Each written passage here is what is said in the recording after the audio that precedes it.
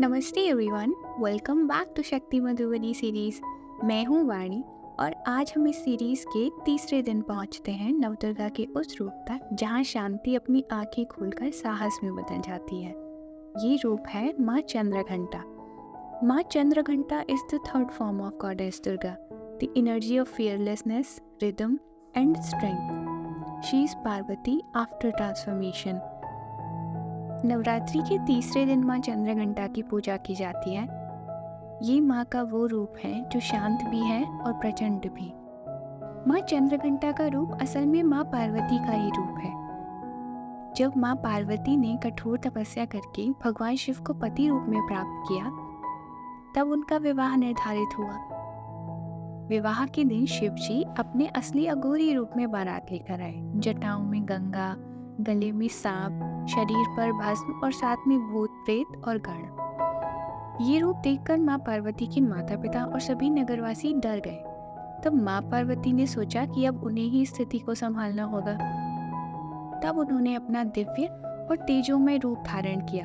मस्तक पर अर्ध चंद्रमा, 10 भुजाएं, हाथों में विविध अस्त्र शस्त्र और शेर पर सवार। इसी रूप को माँ चंद्रघंटा कहा गया। उनके शांत और शक्तियुक्त रूप को देखकर सबका भय दूर हुआ। विवाह शांति और मंगल के साथ संपन्न हुआ। विवाह के बाद जब असुरों ने देवलोक पर हमला किया, तब देवताओं ने माँ से प्रार्थना की। माँ चंद्रघंटा ने युद्ध का रूप धारण किया। उनकी घंटे की ध्वनि इतनी प्रचंड थी कि असुर सेना कांप उठी।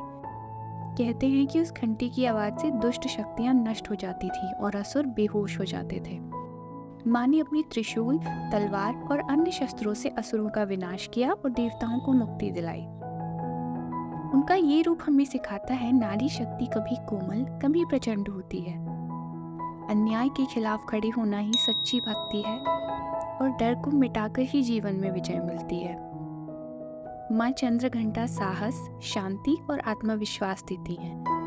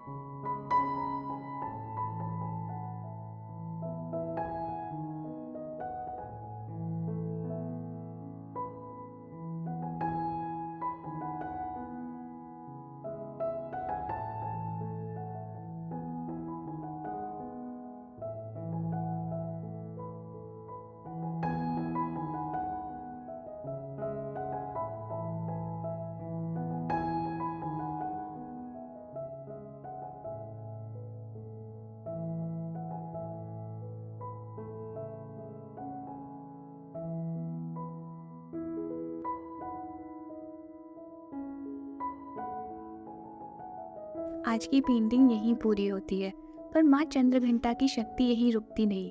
उनका रूप याद दिलाता है कि जब हम शांति को साहस के साथ जोड़ लेते हैं तो जीवन खुद रास्ता देने लगता है। मैं वानी आपसे विदा लेती हूँ इस तीसरे दिन की कहानी के साथ। अगला कदम एक और रूप की तरफ बढ़ेगा, माँ कूष्मांडा। तब तक के लिए शक्ति को महसूस कीजिए। जय माँ दुर्गा।